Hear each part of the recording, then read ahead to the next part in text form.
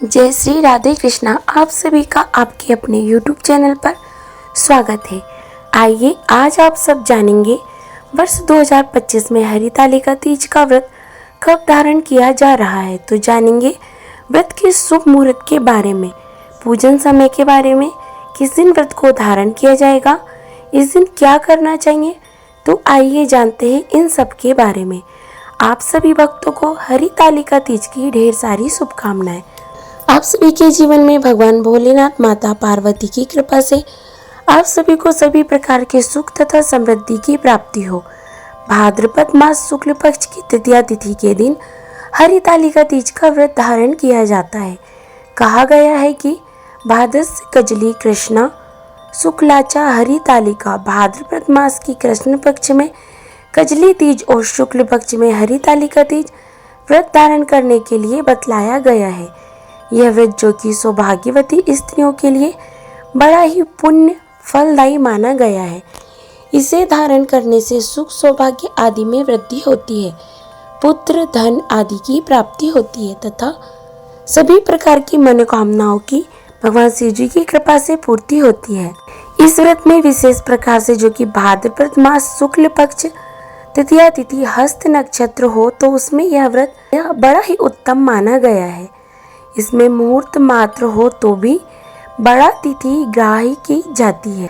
इसमें मुहूर्त मात्र हो तो भी बड़ा तिथि ग्राह्य की जाती है, क्योंकि द्वितीया पितामह की और चतुर्थी पुत्र की तिथि बताई गई है। अतः द्वितीया का योग हमेशा ही निषेध होता है और चतुर्थी का योग श्रेष्ठ होता है।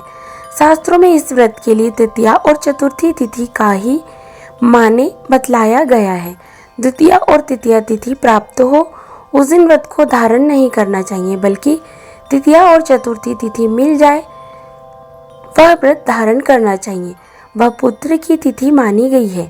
भाद्रपद मास शुक्ल पक्ष की तृतीया तिथि प्रारंभ समय 25 अगस्त 2025 दिन सोमवार दोपहर 12:37 और तृतीया तिथि की जो समाप्ति है वह 26 अगस्त 2025 दिन मंगलवार दोपहर 1:57 पर तृतीया तिथि की समाप्ति है।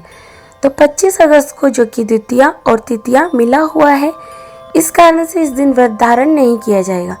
तृतीया और चतुर्थी जो कि 26 अगस्त को प्राप्त हो रहा है और इस दिन हस्त नक्षत्र भी बन रहा है, जो कि अगले दिन यानी कि 27 अगस्त की सुबह 6:04 तक हस्त नक्षत्र रहेगा, जो कि बड़ा ही अच्छा संयोग है। तो 26 अगस्त 2025 दिन मंगलवार को हरितालिका तीज का व्रत धारण किया जाएगा।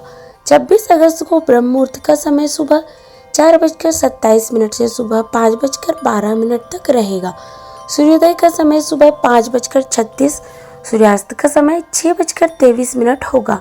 प्रातः काल पूजा का शुभ मुहूर्त सुबह 4:49 से सुबह 5:56 तक होगा।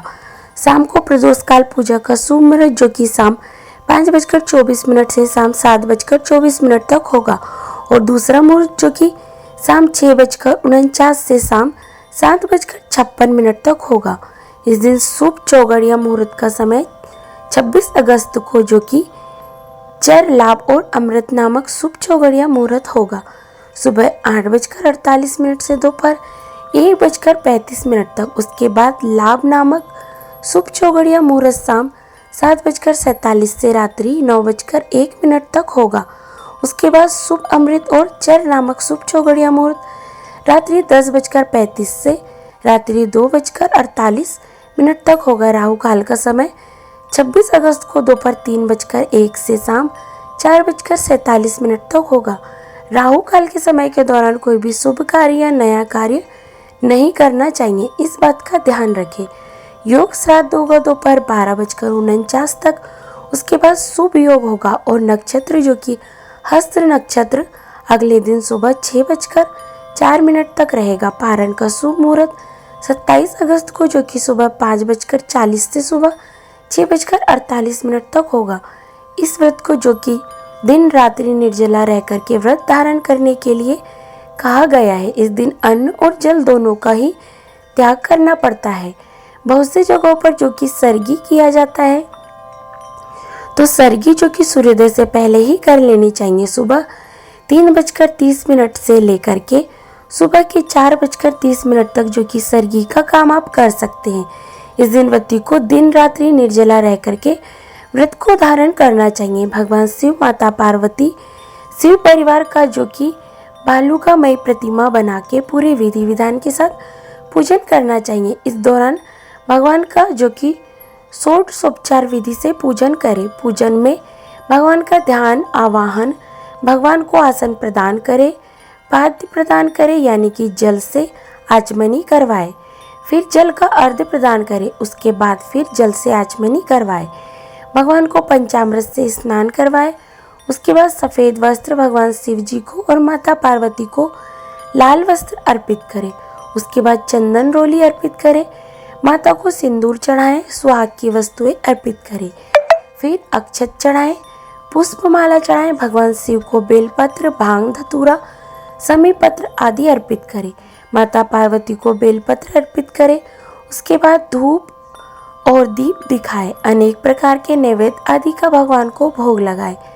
जल से आचमनी करवाए, मुख शुद्धि के लिए पान पत्र, सुपारी, लौंग, इलायची के साथ में अर्पित करें, द्रव्य दक्षिणा चढ़ाए, इसके बाद कथा श्रवण करें, भगवान की आरती, विराजन, पुष्पांजलि प्रार्थना करें। इस प्रकार से इस दिन भगवान का जो कि पूरे विधि विधान के साथ पूजन करना चाहिए।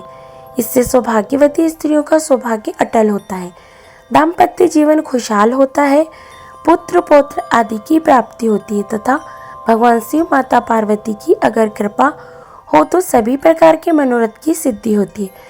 तो आशा करती हूँ यह जानकारी आपको अच्छी लगी होगी।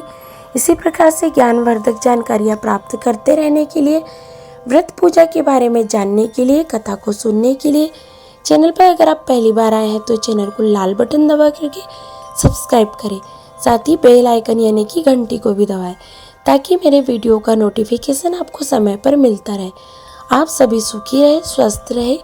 जय श्री राधे कृष्णा। धन्यवाद।